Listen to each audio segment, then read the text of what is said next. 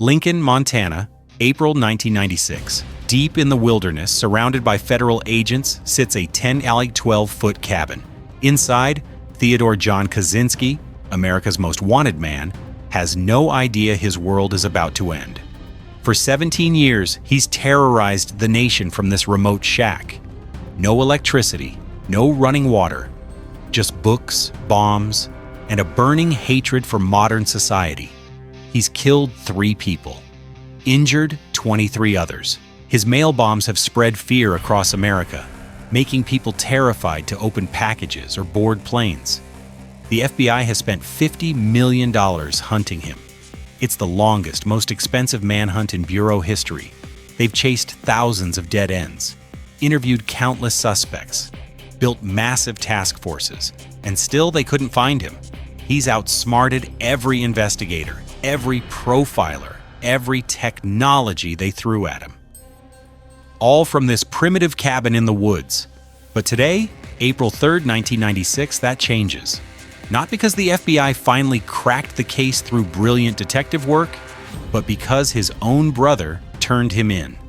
This is the story of the Unabomber, the Harvard genius who became America's most elusive killer, a man whose manifesto sparked debates that continue today, a terrorist who believed he was saving humanity by destroying it. This is how one man outsmarted the FBI for 17 years. Born in 1942, Theodore Kaczynski wasn't supposed to become a killer. He was supposed to change the world, just not like this. Growing up in a working-class Polish-American family in suburban Chicago, young Ted showed signs of exceptional intelligence early. His parents were bookish, politically progressive, and obsessed with academic achievement. They pushed Ted relentlessly. When he tested with an IQ of 167, they knew they had a prodigy. Ted skipped 2 grades and dominated every class without effort. He was quiet, shy around girls, slightly arrogant, but normal enough. He had friends, he played music, he loved hiking and camping with his family. Teachers described him as respectful, sensitive, well-behaved. Nobody saw warning signs. Nobody suspected this brilliant boy would become America's most wanted terrorist. Then came Harvard. At just 16 years old, Ted enrolled at Harvard University in 1958. Suddenly, the smartest kid in every room wasn't anymore. Surrounded by America's elite, Ted felt like an outsider. His working-class background became a source of shame. Wealthy students mocked his shabby clothes. Faculty dismissed him. The snobbery cut deep. Ted became depressed. His grades suffered. Classmates described him as a total loner. Moody, rude, virtually mute. He rarely left his dorm room except for class. The stench of rotting food drifted from under his door. He slammed doors, ignored everyone. He was that guy everyone avoided. But Ted's withdrawn, alienated behavior caught someone's attention, someone dangerous. Dr. Henry A. Murray was a psychology superstar at Harvard, famous, respected. A research center bore his name. He was basically a god in the social sciences. Murray was also working on something secret, a CIA-funded project designed to break down a person's sense of self through extreme psychological stress. This was the era of MK-Ultra, the CIA's notorious mind control program. The government was paranoid about communist brainwashing techniques and desperately wanted to develop their own. They experimented on thousands of Americans, prisoners, hospital patients, students, without consent. They used LSD, sensory deprivation, electroshock therapy, even lobotomies. When the program became public in the 1970s, the CIA director ordered most records destroyed. Harvard became heavily involved. Professors acted as consultants, using students as guinea pigs. Dr. Murray recruited vulnerable students for his final, most elaborate experiment. He wanted to test the effects of harsh interrogation on intelligent young men. His research question: what will it take to break an educated, gifted person? Murray specifically targeted students showing signs of depression and alienation. Ted Kaczynski fit perfectly. The experiment was simple on the surface. Ted and 21 other students were asked to write essays about their deepest beliefs, their values, their worldview, their identity. They were told they'd discuss these beliefs with fellow undergraduates in a friendly debate. It was a lie. The essays were given to lawyers trained in psychological manipulation. These lawyers were instructed to viciously attack everything the students believed in. The debates took place in brightly lit rooms, with electrodes monitoring stress responses. The interrogators used calculated personal critiques designed to humiliate and destroy the students' sense of self. Then, for 3 years, the students had to watch recordings of these humiliating sessions over and over again. Murray himself described the experiments as intentionally abusive. He had a lifelong fascination with pain and stress. Participants later reported lasting trauma, but Ted's responses were the most extreme in every category. Murray's team identified him as the most traumatized subject of all. Ted was 16 years old, isolated, depressed, and now psychologically brutalized by an authority figure he trusted.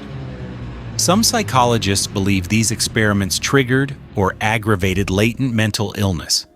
Others think they created deep anger issues. Ted himself later dismissed the idea that the tests affected him, insisting he was psychologically healthy. He desperately wanted his actions understood as ideological, not personal trauma. If people thought he was damaged or crazy, it would invalidate his ideas. But something changed in Ted during his final year at Harvard. He became increasingly disillusioned with modern society. He started believing that industrial technology was destroying humanity, eroding freedom, causing widespread psychological suffering.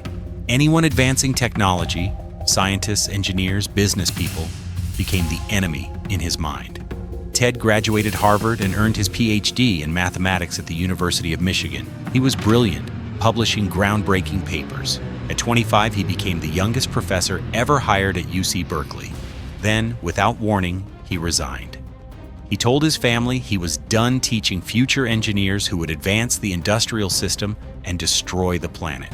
In 1971, Ted bought land near Lincoln, Montana, and built a cabin with his brother. He wanted to escape technology, live simply, get far away from everyone. And then he started building bombs. The first Unabomber attack came in May 1978.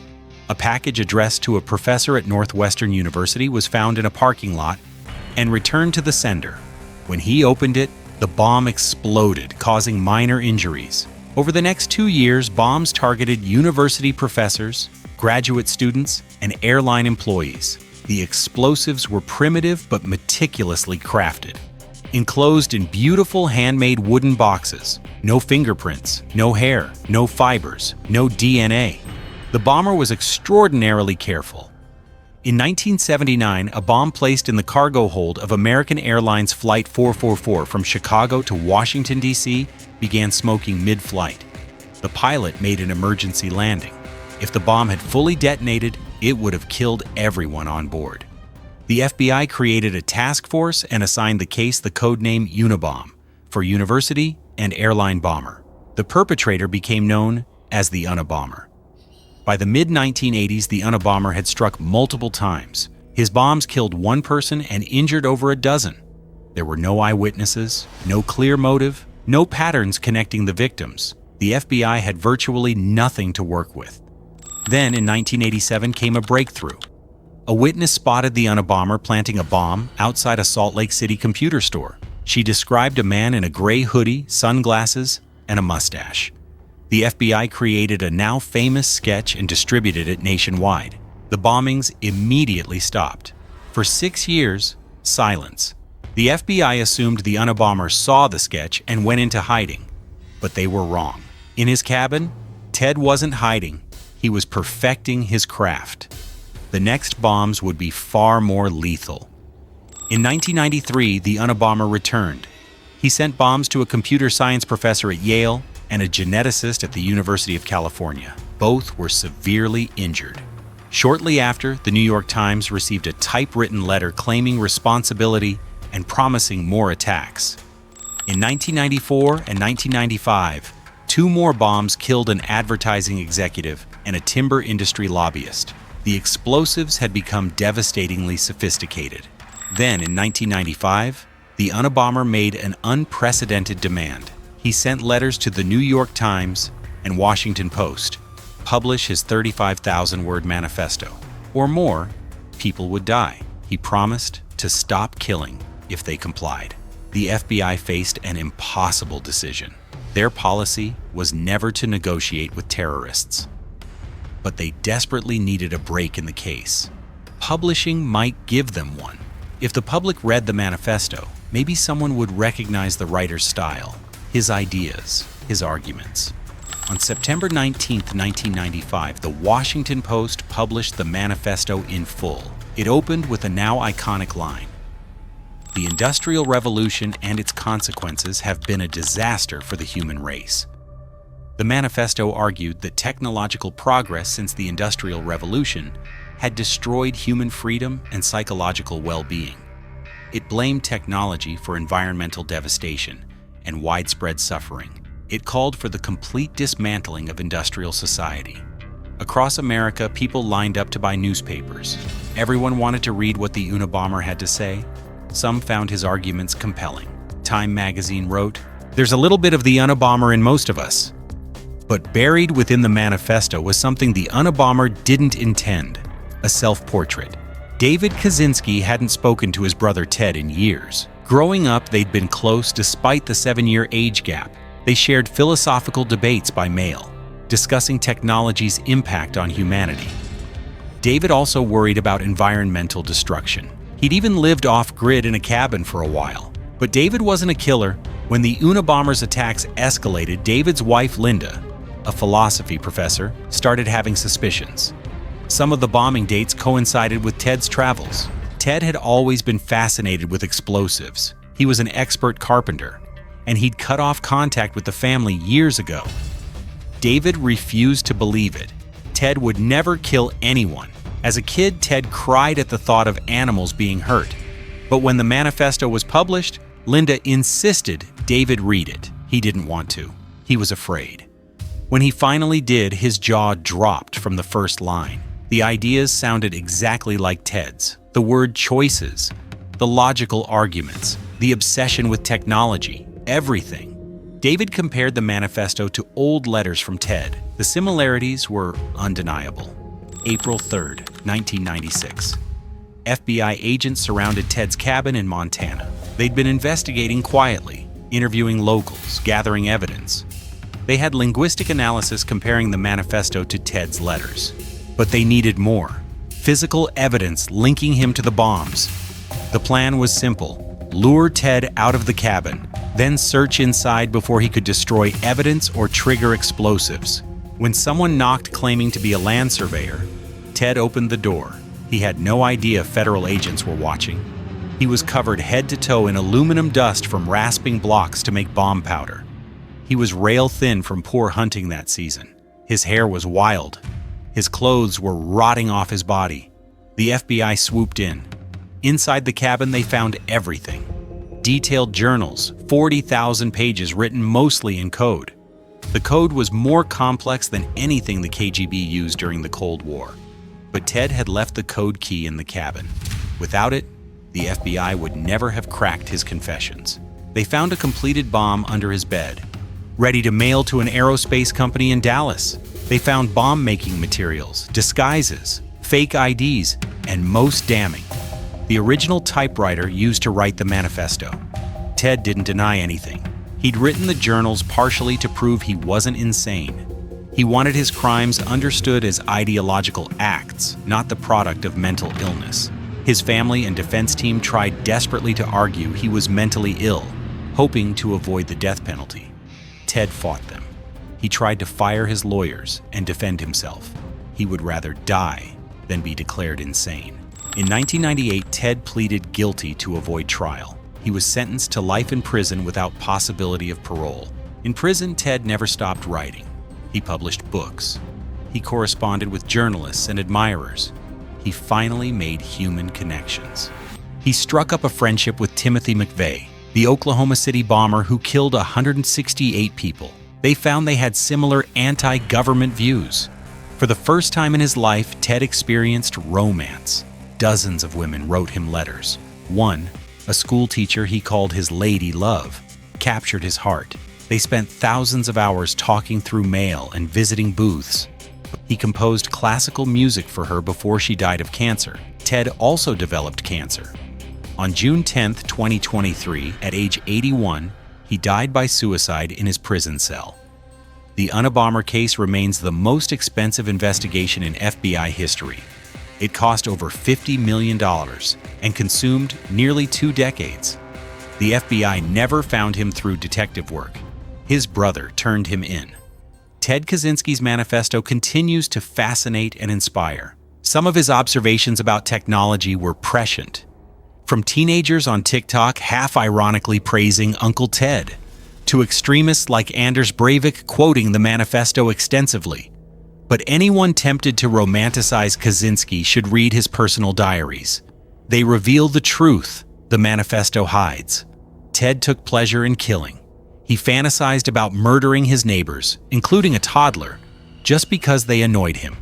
He killed at least 9 dogs for barking too loud. He hated women and fantasized about killing them for rejecting him. He mocked environmentalists in his diaries. He littered proudly. He poached illegally. He logged on protected lands. The manifesto was polished for public consumption. The diaries reveal a deeply angry, hateful man who used ideology to justify murder. Technology may have legitimate critics, but Ted Kaczynski wasn't one of them. He was a killer who found an acceptable excuse. For 17 years, he outsmarted the FBI, not because he was a genius revolutionary, but because he was a careful, patient, isolated man willing to kill from the shadows. And in the end, even that wasn't enough. The person who stopped him wasn't an FBI agent or a brilliant investigator. It was his brother, the one person who still loved him enough to recognize his words and brave enough to turn him in.